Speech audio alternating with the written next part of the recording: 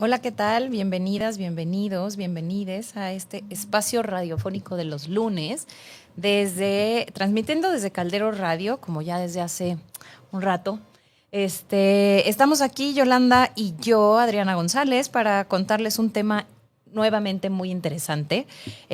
Hoy es lunes 7 de abril y estamos, pues a vísperas de vacaciones para algunas, ¿no?, personas y sobre todo para los colegios. Entonces, pues esta es la última semana completa. En la próxima semana o no hay clases ya o cuando menos jueves y viernes serán feriados, pero bueno, todavía nos quedan unos días. Esperamos que esta semana sea buena para ustedes. Y pues bueno, antes de empezar, quiero recordarles nuestras redes sociales, como siempre, que son Caldero Radio en Facebook, Instagram, YouTube. Por ahí nos pueden encontrar también en Spotify. Uh-huh. Y las personales, que son Yolanda Vadillo Magallán Psicología, en el que se comparten pues temas más de crianza y de estilos de crianza y bueno, del proyecto personal de Yolanda, y las mías, que son Psicología Hoy MX, en el que también comparto información de otras cosas que hacemos. Y también tenemos el podcast del programa, porque nadie lo dijo, por si lo quieren oír después, compartir, ver en mientras están manejando o lo que ustedes quieran. Y pues bueno, hoy empezamos con un tema muy relevante que creo que no habíamos tocado. O sea, bueno, sí. Habíamos tenido una invitada que nos había contado de su experiencia, pero no habíamos traído a un experto que nos comentara de qué va el trastorno. Y bueno, vamos viendo poco a poco qué es lo que va. Ahorita vamos a presentar a nuestro invitado. Y pues, bienvenida, Yoli. Ay, muchas gracias. A como decías, espacio de salud mental radiofónico, en el que, bueno, pues como siempre les decimos, nos dedicamos ambas a difundir pues temas que tienen que ver con la salud mental, que creemos que todavía poco se habla. Exactamente. Así que sí, hoy vamos a hablar de un trastorno muy interesante y lo vamos a entender mucho más a fondo, porque creo que justamente es una palabra, un término que se utiliza malamente, sí, como lo hemos hablado en otros programas, como, eres un bipolar, ¿no? Refiriéndonos a personas que de repente pueden estar de buenas, de repente pueden estar de malas, pero la verdad es que, como decimos muchas veces, detrás de eso, pues hay algo mucho más delicado. Exacto. Que tenemos que entender cómo trabaja la mente de estas personas, qué fue lo que sucedió en su cerebro para, bueno, pues tener este trastorno, cómo se vive, ¿no? Así que de esto nos va a platicar Iram Ortega Ortiz, que ya está por ahí. Iram es médico psiquiatra por la UNAM y del Instituto Nacional de Psiquiatría. Uh-huh. Es egresado del curso de alta especialidad en identificación y manejo del trastorno bipolar, maestro en ciencias médicas, y bueno, formas parte del Sistema Nacional de Investigadores. Y bueno, tienes muchas publicaciones relacionadas con el tratamiento y el diagnóstico de trastornos mentales graves. Hola, Iram, ¿cómo estás? Bienvenido. ¿Qué tal? Buenas tardes ya. Así es. Buenas tardes, Yolanda, Adriana, ¿verdad? Correcto. Pues sí, gracias por la presentación. Yo creo que no tantas publicaciones como uno quisiera, pero sobre todo lo importante es las actividades de difusión, ¿no? No nada más entre los colegas que nos dedicamos a la parte médica o de psicología de salud mental a investigar, sino algo que es muy importante es lo que están haciendo ustedes ahorita, y entonces les agradecemos que haya este tipo de espacios, porque pues ya sabemos que es necesario disminuir el estigma, ¿no? Estas etiquetas negativas hacia este tipo de padecimientos. Entonces, muchas gracias por la invitación. Gracias a ti por haberla aceptado, y creemos que justamente te quisimos invitar como en estas fechas. Se nos movió un poquito el calendario, porque seguramente tú bien sabes que el 30 de marzo se conmemora justo el Día Mundial del Trastorno Bipolar. Uh-huh. Y quisimos traerlo porque justo es una fecha que se destina para crear conciencia sobre el padecimiento, para promover la comprensión del mismo, ¿no? Como para justo quitar estos mitos y estas ideas de cómo es, de qué es, de si lo puedes tener de vez en cuando, si no lo puedes tener, cómo se diagnostica, que creo que son a veces muchas de las inquietudes que encontramos fuera y que a veces es difícil contestar, porque pues es un padecimiento que o no se habla o no, ¿no? Como que causa mucha vergüenza, causa mucha angustia y pues justamente la intención es como agarrarnos del pretexto que se festeja todos los años como para invitar a alguien que nos pueda contar como una generalidad y como ir precisando ciertas diferencias con otros trastornos tal vez. Sí, pues como bien decías, Adriana, se celebra el 30 de marzo en honor al natalicio de Vincent Van Gogh, este artista plástico, que, bueno, se ha documentado que tenía trastorno bipolar. Y bueno, pues parte de que sean en honor a él es justo bajar esta parte de verlo como algo negativo, ¿no? Porque, bueno, pues sabemos que fue una persona brillante, todo el mundo lo conoce, su obra, que es impresionante, entonces, pues es como decir, a ver, esta es la gente con trastorno bipolar y puede ser como yo, exitosos, exacto, incluso como Van Gogh, ¿no? Entonces, por eso se celebra desde hace ya varios años, el 30 de marzo. Fue propuesta esta fecha por diferentes organismos como científicos que dedican al estudio del trastorno bipolar, pero no tiene tanto tiempo. Y sí, hablar de trastorno bipolar, el primer mensaje que nos tiene que quedar muy claro es que estamos hablando de un trastorno del estado de ánimo. La palabra clave es trastorno del estado de ánimo, porque si no nos empezamos a confundir. Ahorita vamos a definir ánimo, emociones, para que también quede más claro. Hace pues ya como 40 años, más de 40 años, 45 años, le cambiaron el nombre. Si muchos de los escuchas de la gente que está ahorita siguiéndonos lo buscan, quizá han visto el término de enfermedad maníaco-depresiva. Esto de enfermedad maníaco-depresiva se usaba hasta el año 1980. La Asociación Psiquiátrica Americana, cuando hizo su clasificación, que va cambiando con los años, esa clasificación existe desde los 50. Las que usamos, ustedes lo saben, los profesionales de la salud mental, psiquiatras, psicólogos o cualquier otra persona que tenga que reportar padecimientos, usamos clasificaciones de la Organización Mundial de la Salud, que es la clasificación internacional de enfermedades, va en la edición 11, y en salud mental también usamos la clasificación estadística, ¿no?, de los trastornos mentales, que es de la Asociación Psiquiátrica Americana, y que esa van en la edición 5. La edición 5 de este manual que usamos salió en el 2013 y la edición 11 que se usa de la OMS salió en el 2020 más o menos, alrededor del 2020.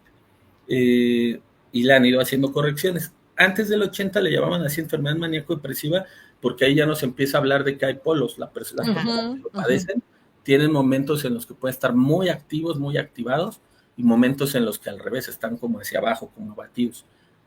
La propuesta de cambiarlo a trastorno bipolar fue para disminuir el estigma. A la gente le parecía muy fuerte, muy grave cómo se oye esto de enfermedad maníaco-depresiva, y prefirieron ponerle este nombre, trastorno bipolar, quitarle esta parte de enfermedad. En términos médicos, cuando hablamos de enfermedad es porque conocemos así exactamente, de manera muy puntual, qué está causando el problema. Entonces, por ejemplo, si hablamos de la tuberculosis, sabemos que es un bacilo, el bacilo de Koch, así nos lo explican en medicina, ¿no? Si hablamos de alguna otra enfermedad infecciosa, el COVID, ¿no?, desafortunadamente, que lo tuvimos que vivir, pues sabemos que es un virus. Entonces, cuando sabemos de manera muy puntual qué está causando el problema, se le puede llamar enfermedad. Cuando todavía hay como que cierta especulación, hipótesis, cuando todavía se le está estudiando, a veces les llamamos trastorno, y esto no quiere decir que no se conozcan muchas causas que pueden estar detrás, pero en el caso del trastorno bipolar, al igual que otros padecimientos, es multifactorial y tienen que ver muchas cosas, el ambiente, los genes, y entonces le llamamos trastorno, pero aunque no sea una sola causa, no sea algo muy puntual, sí sabemos cómo le va a ir a la gente si no se atiende y ya está el diagnóstico, ya se presentó, ¿no? Entonces, esta sería como la introducción desde 1980 se le llama trastorno bipolar y antes era enfermedad maníaco-depresiva. ¿Y desde cuándo está descrita, doctor, sabes? Tiene mucho tiempo. Si nos vamos a cuestiones históricas, está un personaje, pues sí, de hace mucho tiempo, del Mediterráneo, que era el doctor Areteo de Capadocia, que es interesante porque pues era un médico también, y tiene que ver también con las descripciones de la diabetes. Tanto hizo descripciones como de los síntomas de la diabetes como del trastorno bipolar hace muchísimos siglos. Entonces, se han ido perfeccionando las descripciones. Quizá ya las personas que lo estudiaron más fue a principios del siglo pasado, 1910, 11, Ahí va a haber nombres como Emil Kraepelin, que nosotros lo citamos mucho en psiquiatría porque ha hecho muchas clasificaciones muy ordenadas. Okay. Está otro doctor que se apellida Leonard. Ellos estudiaban también trastornos relacionados con psicosis como esquizofrenia y empezaron a hacer esta diferenciación, y también en Francia. La primera definición ya como tal que de lo que sería el trastorno bipolar se hizo en la Academia Francesa de Medicina a principios del siglo pasado, y la hizo el doctor Falret y el doctor Beilager, y ellos le llamaban folie circulaire, como locura circular. Okay. Obviamente no vamos a usar esos términos. Esa es la primera descripción, o sea, tiene 100 años prácticamente de manera ordenada. Pero circular justo por esto, porque hablaba como de polos, de va y viene de un Exacto, que lado a otro. es cíclica y es fásica, o sea, alguien que tiene trastorno bipolar lo podemos ver y que esté en eutimia. Cuando decimos eutimia, quiere decir que es un estado de ánimo normal o bueno, por eso el eu. Y, pues, como en equilibrio, ¿no? Exacto. Entonces, alguien que está en eutimia, pues la mayoría de la gente, a menos de que esté teniendo alguna afección, pues justo del ánimo, de dolor, etcétera, pues la mayoría estaría en eutimia.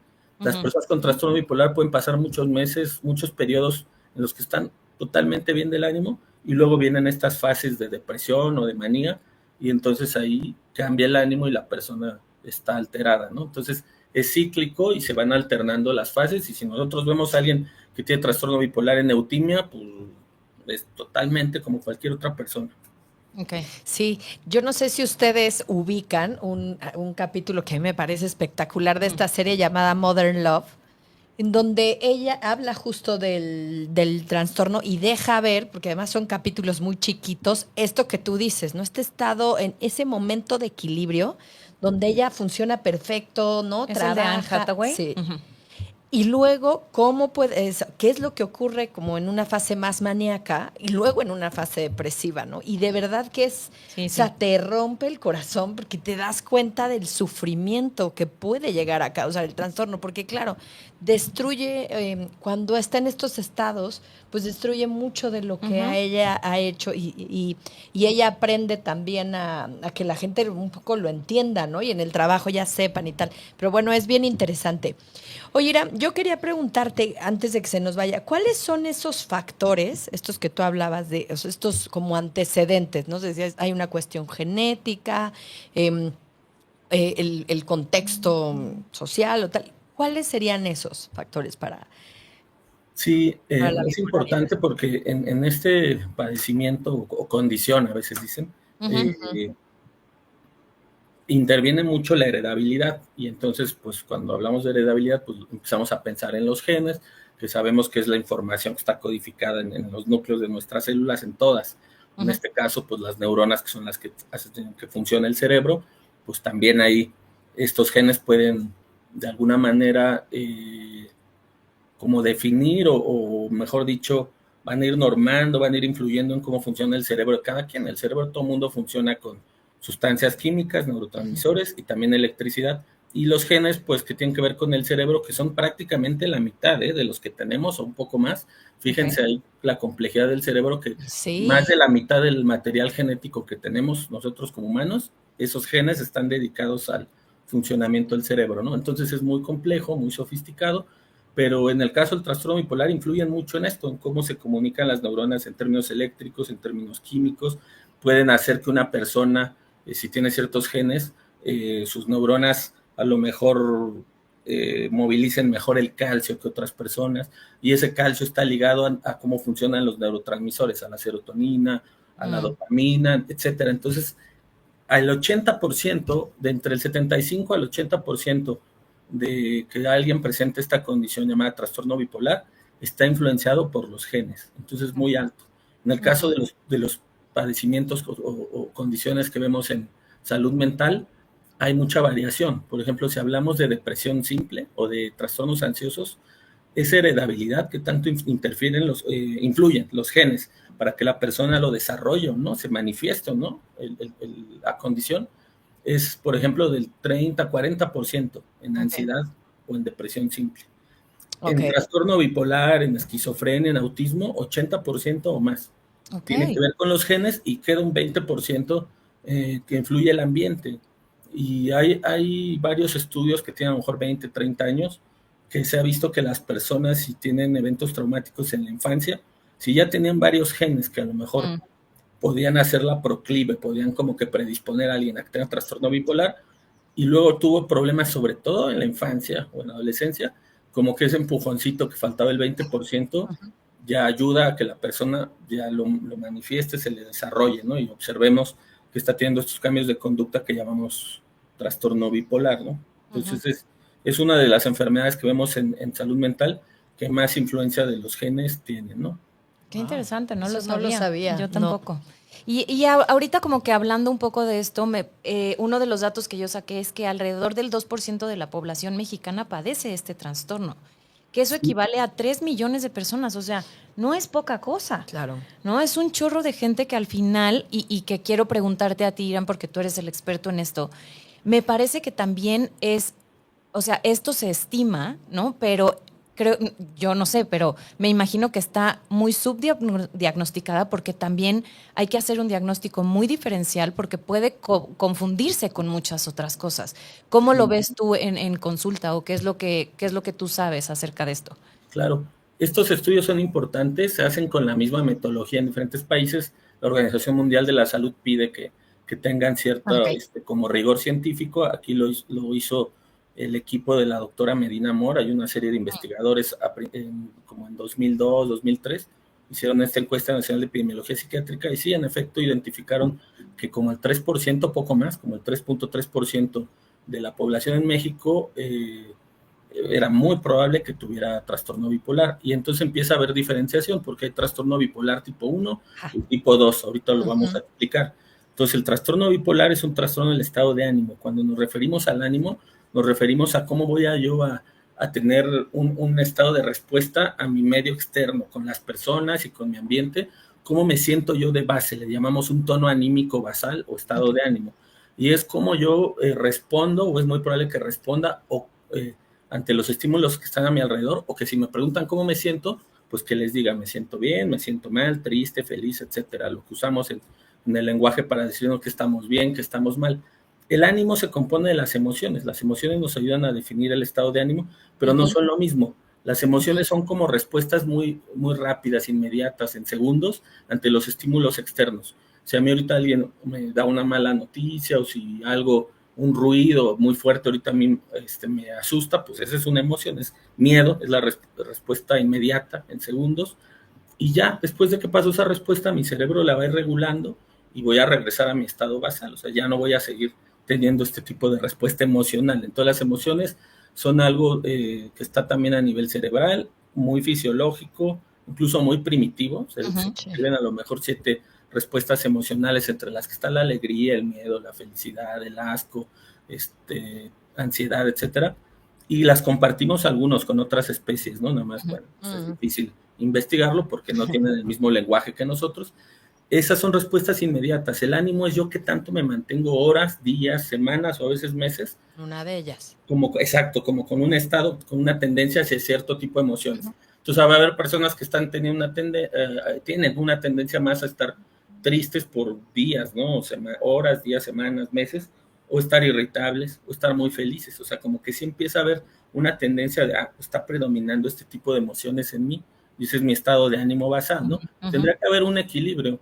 Incluso ustedes seguramente lo han tratado en temas como el duelo, ¿no? Si hay una pérdida importante, pues claro que alguien va a estar triste y más o menos esperamos que esa tristeza vaya bajando a lo largo del tiempo. En el caso del trastorno bipolar es como si se disparara como un temporizador, un timer de estos que ponemos para que se prendan solo las luces. Hay una parte en el cerebro, hay hipótesis si es el tálamo, si está relacionado con el hipocampo, pero tiene que ver con circuitos que son muy antiguos a nivel de desarrollo cerebral que compartimos con otros animales que decimos que son del sistema límbico, y de repente en este sistema se dispara como este timer y empiezan a activarse ciertos circuitos más de lo que deberían. Entonces, sin que haya una justificación, la persona de repente empieza a estar muy activada, puede estar muy feliz o muy irritable, pero se activan varios circuitos cerebrales que controlan el sueño, el hambre, el nivel de energía física, y entonces la persona la vemos activada. La mayoría de las veces, el 80% de las veces, activada, pero con una sensación de bienestar a veces decimos, se empiezan a sentir casi como superhéroes, porque sienten que están pensando mucho más fácilmente o mejor que antes, incluso sienten que los demás van lento, empezamos a ver que están hablando más rápido por lo mismo de que su cerebro va más rápido, a esto le llamamos taquipsiquia, que es un pensamiento acelerado, y verborrea o taquilalia, que es hablar mucho o hablar muy rápido.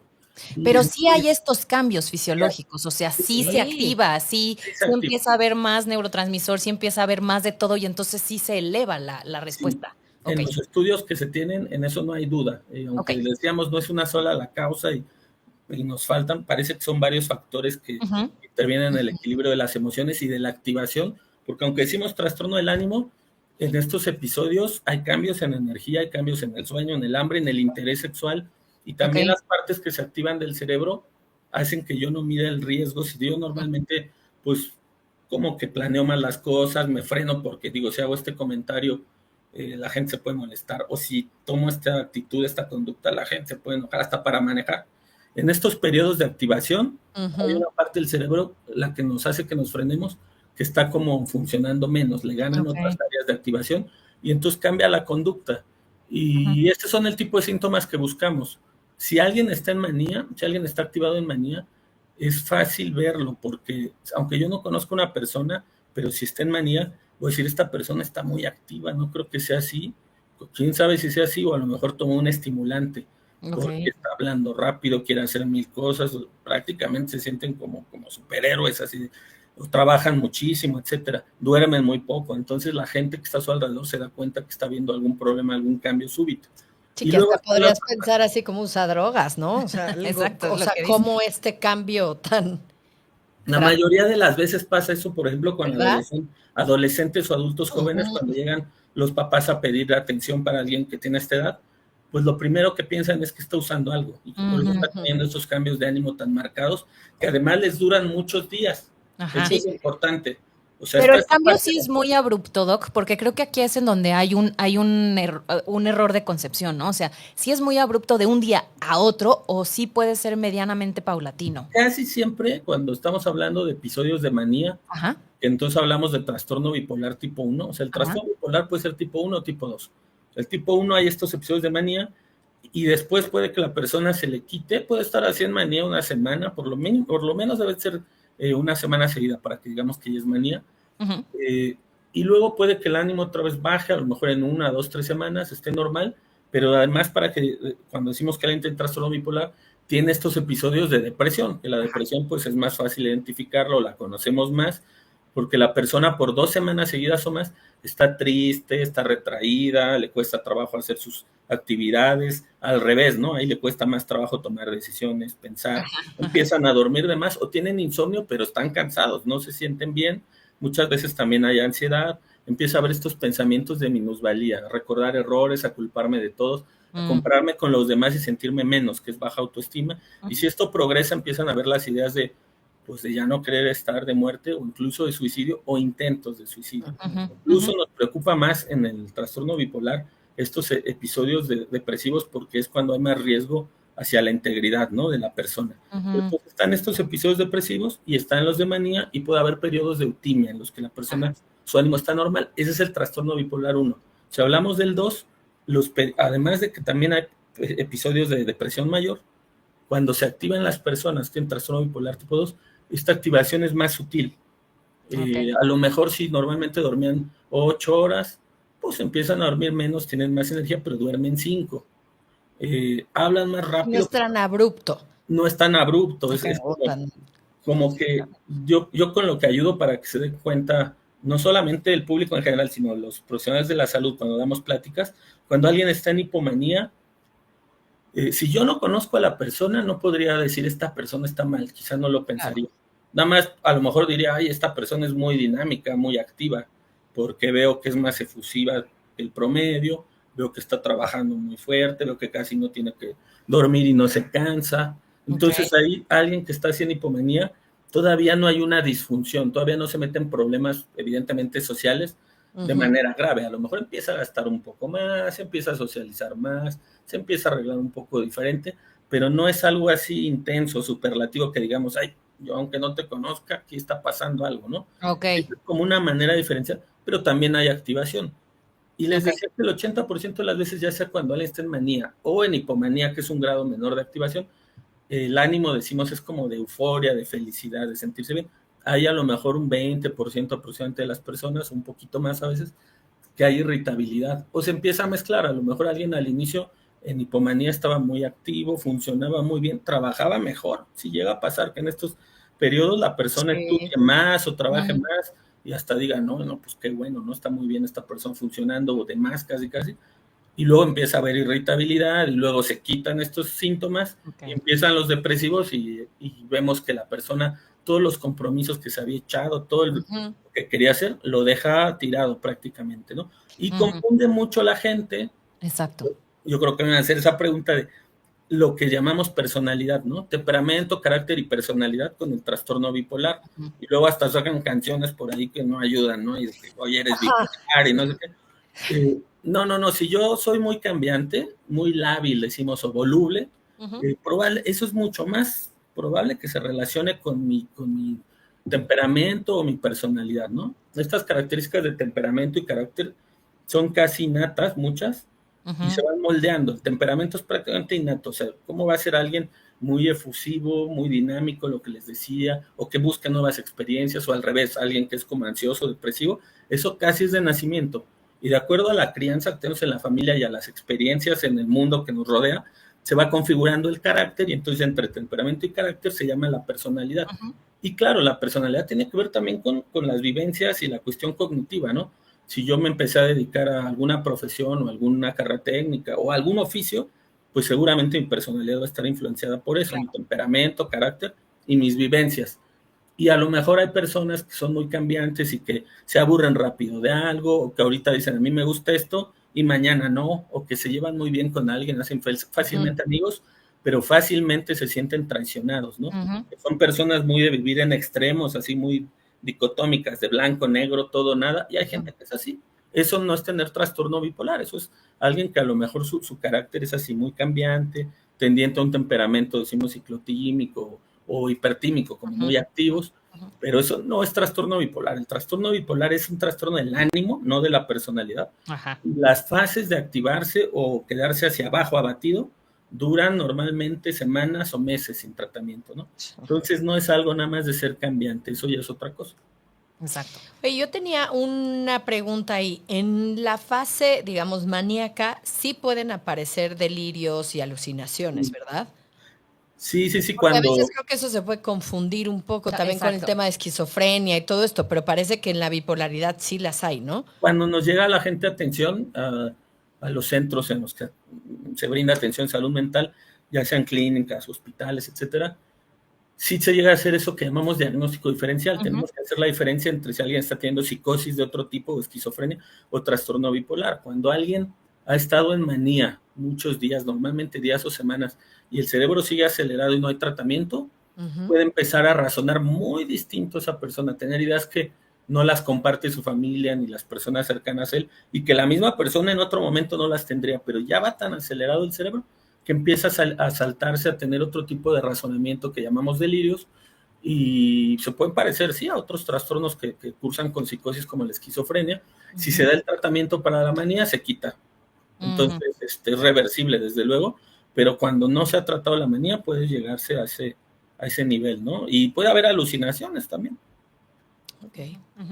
Que justo es eso lo que comentábamos, ¿no? Que tiene que ser un diagnóstico muy, muy preciso porque puede ser, pero no, es pura ansiedad o está súper deprimido o nada más es, ¿no? Es esquizofrenia, y creo que es bien delicado porque efectivamente pues el atacar el trastorno viene desde diferentes lugares y tiene que ser además también un tratamiento como muy completo, ¿no?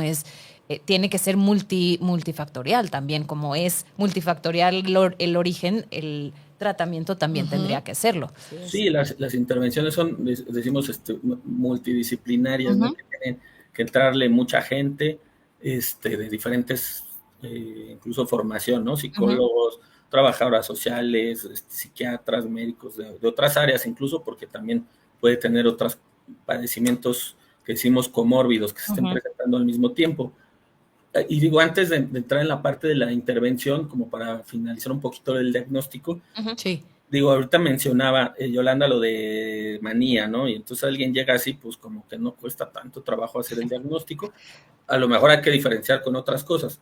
Si se trata de esquizofrenia u otro tipo de psicosis, si la persona usó sustancias, porque sí puede alterarse el ánimo por sustancias o incluso por padecimientos de otras áreas médicas, como el lupus, como la esclerosis múltiple, como la epilepsia. Hay condiciones médicas también o otros diagnósticos médicos que pueden cursar con síntomas, decimos, maniatiformes, que se parezcan y no sea un trastorno del estado de ánimo. Pueden ser trastornos endocrinos, reumatológicos, etcétera. Sí. Ahora, el que platicábamos, el trastorno bipolar tipo 2 que cursa con hipomanía, episodios de hipomanía y episodios de depresión mayor, es más difícil diagnosticarlo y la mayoría de las veces, más del 90% de las veces, cuando alguien tiene trastorno bipolar tipo 2, va a ir a buscar atención porque otros ven que está muy mal o porque la persona dice estoy muy mal, pero en las fases depresivas, cuando están hacia abajo. Y entonces ahí es tarea del profesional de salud mental buscar de, a ver, pero ¿cuántas veces van que te has tenido episodios depresivos? No, pues ya llevo, a lo mejor es el tercero en mi vida y apenas tengo 25 años. Eso ya va prendiendo un foco rojo para el personal, ¿no? Que atiende de salud mental. Entonces dicen, y muchas veces ni siquiera pasó algo malo, como decíamos del duelo. Vienen de la nada, de repente como si me apagaran, me viene la depresión, y ahí sí casi de un día para otro, ¿no? Que mencionaban hace rato. Entonces empezamos a ver eso y tenemos por obligación, pues por tarea clínica, preguntar, oiga, ¿y usted ha tenido episodios en los que al revés funciona muy bien, como que hace muchas cosas al mismo tiempo, empieza a dormir menos y se la pasa así muchos días y no está cansado o cansada? La ven que está más platicador o platicadora, a lo mejor lee más o se involucra más en actividades físicas o en actividades sociales, y en general se siente muy bien y a lo mejor hasta tuvo más logros en esos periodos, pueden durar muchos meses, y entonces decimos, esta persona ha tenido episodios de hipomanía, la estoy viendo en la fotografía, en el momento, en el corte transversal como un episodio depresivo, pero a lo largo de su vida identificamos que ella tuvo periodos en los que se activa. Entonces, eso es trastorno bipolar 2 y tiene relevancia porque el tratamiento no es igual a la depresión simple o bipolar, ¿no? Entonces, ese es como el otro escenario en el que llegan las personas a consulta y tenemos que sospechar que se trata de trastorno bipolar. Ok. Doc, antes de que pases otra vez a la intervención, mencionaste ahorita algo que me parece importante. Mencionaste como 25 años, ¿no? Creo que en este trastorno en particular es muy importante la edad, porque según yo sé y según he escuchado y es lo que sé, no se puede diagnosticar trastorno bipolar a menores, ¿no? O sea, como que creo que empieza a partir de los 16 años o 15 años el diagnóstico.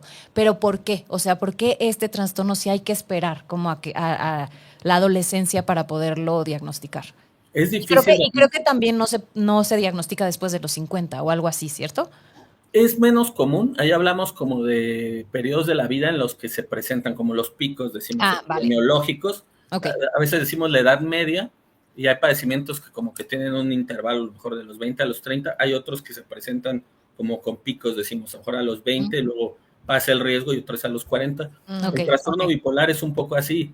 Es difícil, como bien decías, Adriana, diagnosticarlo en niños, sobre todo porque, como sabemos, el cerebro sigue cambiando mucho de funcionamiento. A veces dicen madurando, bueno, pues podemos usar ese término, pero sigue cambiando mucho de forma muy importante en las mujeres como hasta los 23, en los hombres como hasta los 23, 24 años, en las mujeres a lo mejor hasta los 20.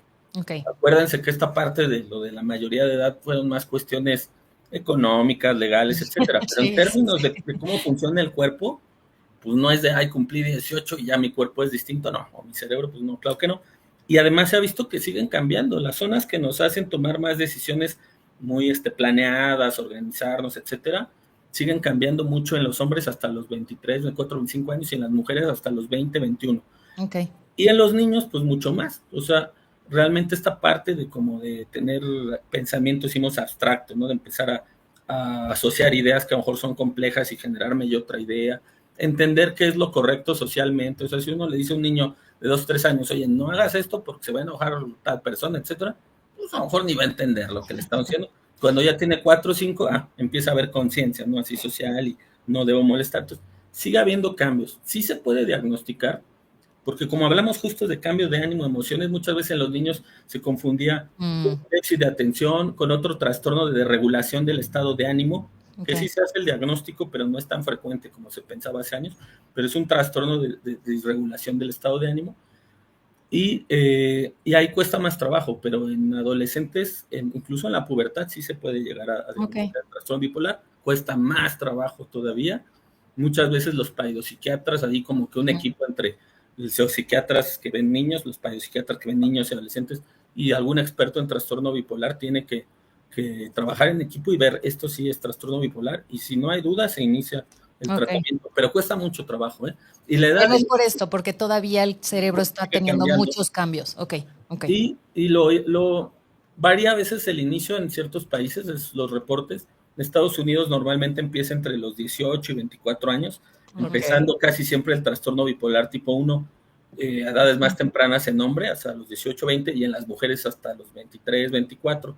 En Europa, y parece que en México, nos parecemos más a cómo lo reporta Europa, empieza también casi siempre después de los 20, 24, y luego vuelve a haber otro pico en mujeres, sobre todo con trastorno bipolar tipo 2, después de los 30, como entre los 30 y los 40 años.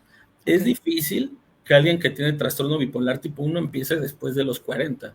La mayoría de las veces si alguien llega con un episodio de manía y tiene más de 40 años, y realmente no ha habido otro episodio de manía, decimos, no, pues búscale bien, porque a lo mejor lo que está pasando es otra cosa de fondo que está alterando el ánimo de esta persona.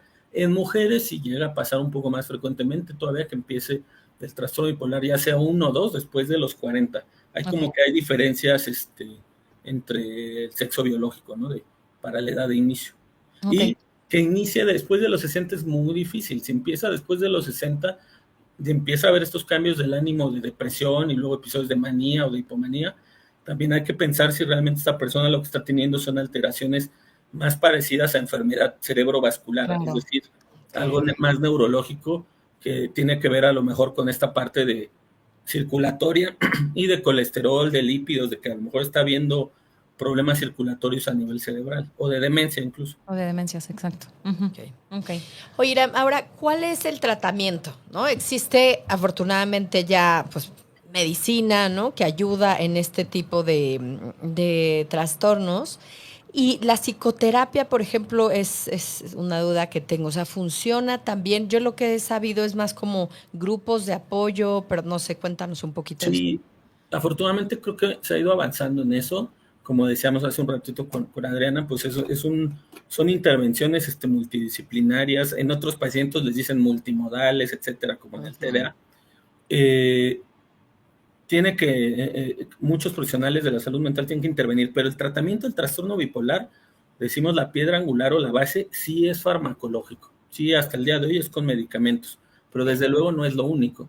Y el tratamiento con medicamentos, nosotros nos basamos en guías de práctica clínica, en publicaciones de expertos a nivel mundial, y eso lo hacemos por medio de la medicina basada en evidencias, o del método científico, no nada más los médicos, también hay mucho del ejercicio de los psicólogos, pues le entran al método científico y hacen esta psicología experimental o clínica, etcétera, y van siguiendo un proceso que está normado de cómo yo llegué a mis conclusiones, y entonces si alguien más lo quiere hacer, lo puede reproducir este protocolo, y le va a salir muy probablemente lo mismo, porque hice bien mi intervención y la analicé bien hasta con herramientas estadísticas. Entonces usamos esta medicina basada en evidencias, o psicología también basada en evidencias, porque si no, pues imagínense, si yo tengo trastorno bipolar y empecé a tomar alguna infusión, un té, y coincidió con que me sentí mejor, pues a lo mejor yo le voy a empezar a decir a todo el mundo que eso es lo que a mí me está haciendo sentir bien, aunque nada más haya coincidido y nada más sea por un periodo breve de tiempo, ¿no?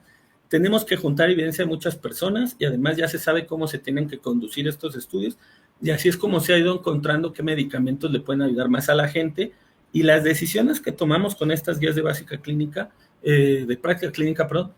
son, ok, tú tienes trastorno bipolar, pero has tenido más episodios de manía, o tú tienes trastorno bipolar, pero tienes más episodios de depresión, ahí funcionas peor, o tienes el trastorno, la condición, pero tienes mucha ansiedad cuando te dan estos episodios, o a ti lo que más se te altera es el sueño, o tú más que feliz te pones irritable, o además de tener esta condición, puedes tener hipertensión, diabetes. Entonces todas esas variables es lo que va haciendo que nosotros ahí en la parte médica, digamos, pues a esta persona le conviene más este tratamiento que este otro. Y Claro. tenemos muchos para el trastorno bipolar, a lo mejor de estabilizadores del ánimo, ese es el nombre que le damos a los fármacos que hacen que no se presenten ya casi, no es cero el riesgo, pero bajan mucho el riesgo de seguir teniendo episodios de manía o depresión o de hipomanía. O si ya se presentaron los episodios, no son tan intensos y quizás haciendo un ajuste al tratamiento va a durar menos el episodio. Okay. Entonces, estos estabilizadores del ánimo que tenemos son muchos, a lo mejor tenemos 15. Algunos se usan también en esquizofrenia, pero ojo, no se lo mandamos a las personas con trastorno bipolar porque tengan psicosis, sino que han demostrado que también regulan los estados de ánimo, también son estabilizadores de ánimo. El más famoso, seguro lo han oído, es el litio. Ese se empezó a usar en los 50, el doctor John Cade en Australia. Hay un centro en Australia que lleva su nombre, que es los lugares donde más se hace investigación sobre trastorno bipolar. Y el litio, que en realidad es un metal, es un elemento en la naturaleza, regula el estado de ánimo porque tiene propiedades que influyen en el funcionamiento químico y hasta eléctrico a nivel cerebral. Funciona, pero no es como que a todo mundo se le tenga que dar que sea lo único, o que si lo medimos en sangre y sale bajo, esa sea la explicación de tener trastorno bipolar, no. De hecho, lo medimos en sangre cuando como médicos se lo estamos indicando a alguien para ayudarle en el tratamiento del trastorno bipolar. Pero si ahorita a mí me miden el litio en sangre y no lo estoy tomando, pues me sale 0 y no quiere decir que tenga trastorno bipolar. Hay que tener cuidado con eso. Entonces el medicamento se tiene que dar sí o sí. Lo ideal sería que solamente tome un medicamento de las personas. A veces no se puede, o hay periodos en los que hay que usar 2 o 3 porque vienen otros síntomas. Y lo ideal sería que se quedan con un estabilizador del ánimo de base. Hay que ver los efectos secundarios, hay que intentar que no dé efectos secundarios o que sean los menos que se pueda. Pero todos los medicamentos dan, ojo, porque no es nada más el estigma contra los medicamentos que usamos en psiquiatría, hasta por películas que salieron hace muchos años en los 60, 70, y no, desde hay varios años en los que estos medicamentos son más seguros, a veces incluso no requieren receta médica, pero como todos los medicamentos pueden tener efectos secundarios. La aspirina, que es un medicamento que se usa para muchas cosas, puede tener efectos secundarios, el paracetamol. Entonces, no es nada más los medicamentos que usamos en psiquiatría, ¿no? Y luego viene, además de los medicamentos, hay intervenciones de psicología, de psicoterapia, que se ha visto que son eficaces, que han entrado incluso a lo que llamamos ensayos clínicos aleatorizados. Alguien tiene trastorno bipolar, le dejan su tratamiento con fármacos porque tiene que tener un fármaco, entonces lo dejan y empiezan a comparar a alguien que tiene el medicamento y le dan psicoterapia contra alguien que tiene el medicamento y no le dan. Y entonces empieza a ver qué intervenciones de psicoterapia mejoran también la calidad de vida, la ansiedad, etcétera. Y las que se ha visto que funcionan son terapia cognitivo-conductual, otra que se llama terapia interpersonal y de ritmos sociales. Eso es muy interesante porque se enfoca mucho en que la persona regule su sueño, su actividad social, la exposición al sol, la hora en la que hace ejercicio, las comidas, además de ciertos tipos de pensamientos que pueden estar viniendo. Y se ha visto que en el caso del trastorno bipolar les ayuda muchísimo a las personas con este padecimiento porque también se ha visto que el trastorno bipolar interviene mucho los relojes biológicos, los genes que regulan el reloj biológico. Entonces, tener muy buen control de estas actividades nos serviría a cualquier persona, pero a las personas con trastorno bipolar les ayuda muchísimo más.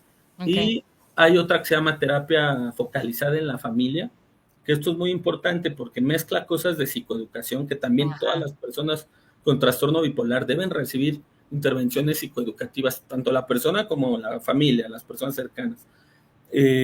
Entonces, esta terapia focalizada en la familia ayuda mucho porque también intervienen, involucra a las personas cercanas y ayuda muchísimo a que la persona tenga un mejor control porque tanto la persona con el trastorno como las personas cercanas conocen los síntomas de alarma. Ya está durmiendo mucho menos, ya está hablando muy rápido, ya está agresivo o agresiva, está gastando mucho más de lo habitual, está llegando muy tarde, no se está levantando, no tiene energía para hacer sus cosas.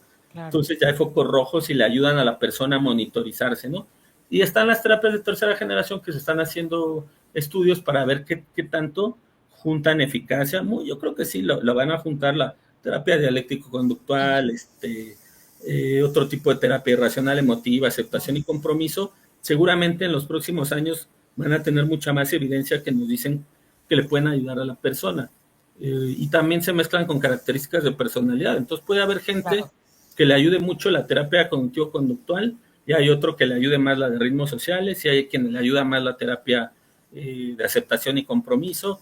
Ahí también el equipo, el médico incluso debe de tener varias opciones y conocer a varios terapeutas formados de diferente manera, y pensar a esta persona le puede ayudar más esta intervención. También eso debe evaluarse, ¿no? ¿Cuál le va a ayudar más? Claro. Oye, Doc, aquí tenemos una pregunta en los comentarios del programa. Y bueno, una pregunta y unos comentarios. Felicidades al doctor, muy bien explicado el padecimiento. Y José de Jesús nos pregunta, ¿el trastorno bipolar es curable? Decimos es un trastorno, una condición crónica, como lo es la diabetes o la hipertensión arterial. Entonces quiere decir que no se quita, se controla. Okay. Ahora, esa pregunta es muy importante porque incluso con colegas de repente hay quien dice, no, yo he visto gente con trastorno bipolar que tuvo tratamiento y luego lo dejó muchos años y estuvo bien. Sí puede pasar, son los menos de las personas. Quisiéramos que a toda la gente le fuera así, pero es un riesgo si ya está el diagnóstico, por ejemplo, de trastorno bipolar tipo 1, alguien que tiene 25 años y ha tenido ya 2 o 3 episodios de manía, un episodio depresivo, y de repente dice, pues yo nada me voy a tomar el tratamiento unos meses, ya me quitaron los síntomas de manía, a lo mejor requirió hasta hospitalización porque estaban muy, muy intensos los síntomas de elevación del ánimo, y se lo toma a lo mejor un año el tratamiento y lo deja. Puede ser que esté bien a veces 1, 2, 3 años. La mayoría de las personas a los 3 años, si han tenido este curso que les decía ya 2 o 3 episodios de manía a los 25, la mayoría de la gente, si se deja el tratamiento a los 3 años ya tuvo otro. Hace rara la persona que pasa a lo mejor 5 o 10 años sin tenerlo. Sí pasa, pero es los menos de los casos. Entonces se tiene que mantener el tratamiento. ¿Y cuáles son los riesgos? Pues miren, lo tengo que comentar porque son reales y atendemos a mucha gente que le ha pasado y eso es lo que nos da miedo. No sigue el tratamiento, entonces, por ejemplo, empiezan a perder mucho dinero, a endeudarse, a abandonar trabajos o la escuela, dependiendo del momento vital. A lo mejor si es un joven de 20, pues va a abandonar la universidad porque se desorganizó por el episodio, y luego retomar las cosas cuesta trabajo. Si es alguien ya trabajando, a lo mejor tiene un episodio de manía y si no lo entienden en el trabajo, no saben qué está pasando, puede pelearse con sus compañeros del trabajo, hacer algo arriesgado en el trabajo que ponga en riesgo algunas cosas y perder el trabajo. Entonces, ese tipo de riesgo estamos hablando. O de pareja, que la pareja, si no está el diagnóstico o si no está el apego al tratamiento, empieza a haber problemas de pareja porque en los episodios de manía la persona funcione muy mal, o en los depresivos, que no pueda cumplir con lo que tenía que hacer porque está abatido, está sin energía. De ese tipo de riesgos hablamos, ¿no?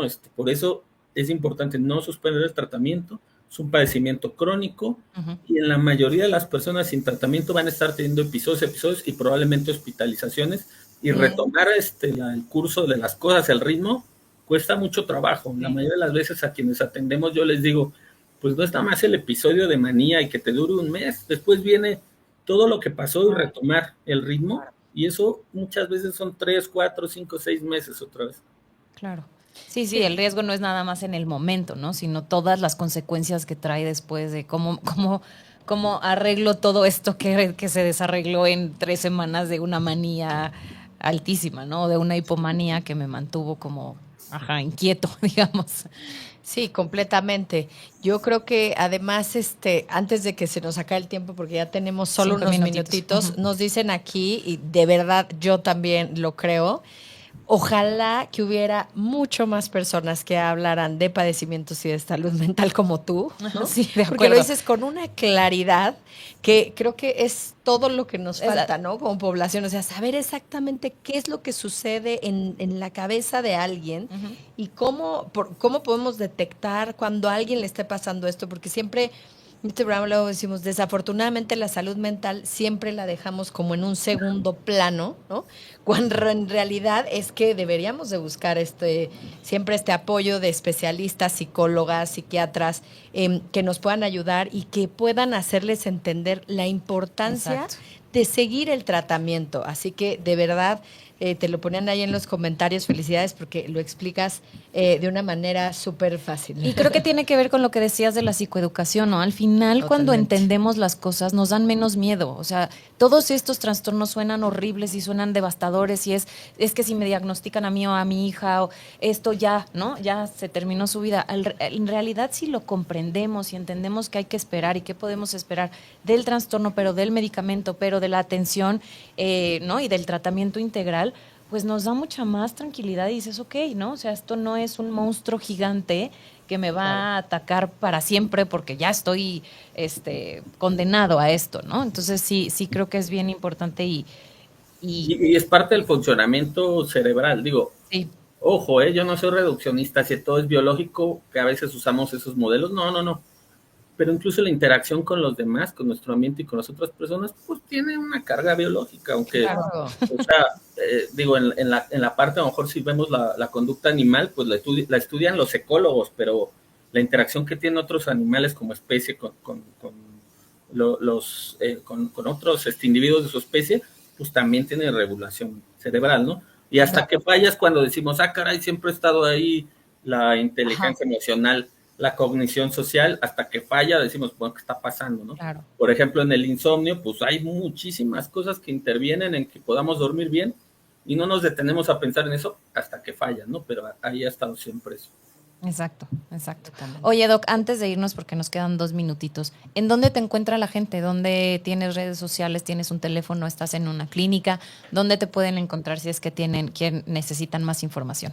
Bueno, sí, les puedo dejar un teléfono que es un consultorio y ahí, bueno, hay personal que nos ayuda para tomar las llamadas. Es el 5549-5711. Okay. Ahí pueden llamar. Y bueno, de correo, pues mi correo es dr, como abreviatura de doctor, @gmail.com. Okay. También ahí podrían escribir. Y bueno, además de la práctica privada, yo trabajo en el Instituto Nacional de Psiquiatría, en el área de enseñanza. Estuve más de 10 años en la clínica de trastornos afectivos, de trastornos bipolares. Pero ahorita estoy haciendo otras actividades más relacionadas con la enseñanza. Y bueno, yo aprovecharía, pues no está más la parte privada, ¿no? Acudan, está la Comisión Nacional de Salud Mental, si buscan esta página, y ahí pueden encontrar muchos lugares donde pueden recibir atención en todo el país. Y de centros en la Ciudad de México, pues está el Hospital Fray Bernardino Álvarez, el Instituto Nacional de Psiquiatría Ramón de la Fuente Muñiz, que hay una clínica especializada en trastorno bipolar. Además de atención clínica, hay investigación ahí, ¿no? Entonces, ese tipo de recursos ahí están disponibles también. Buenísimo, y ojalá que en otro programa sería buenísimo también hablar del manejo de la familia, ¿no? Claro. Cómo se vive con esto, cómo ayudar, cómo detectar también estas cosas, pero eso lo podemos hacer en otro programa. Muchísimas gracias. De mensaje para llevar a casa les diría, y que hablábamos del funcionamiento normal, hay aplicaciones gratis y otras de paga para monitorizar el ánimo. Se las dejamos a las personas que tienen el trastorno bipolar, pero para todos nos es útil. Oigan, estoy durmiendo mal, o sea, ahí uno va metiendo todo. Algunos teléfonos ya las traen como de fábrica, de que uno las compra, pero si no, si las buscan, aplicaciones para monitorizar el ánimo, ahí uno mete todo, el sueño, el hambre, si tuve síntomas físicos, si tuve ansiedad, y eso nos sirve a todos. Tengamos o no trastorno bipolar, ayuda a tener noción de cómo estamos funcionando. Y bueno, Adriana y Yolanda, les agradezco mucho la invitación. Ojalá haya sido útil para la gente que puede tener este trastorno, para bajar los mitos y el miedo a hablar de este tipo de cosas.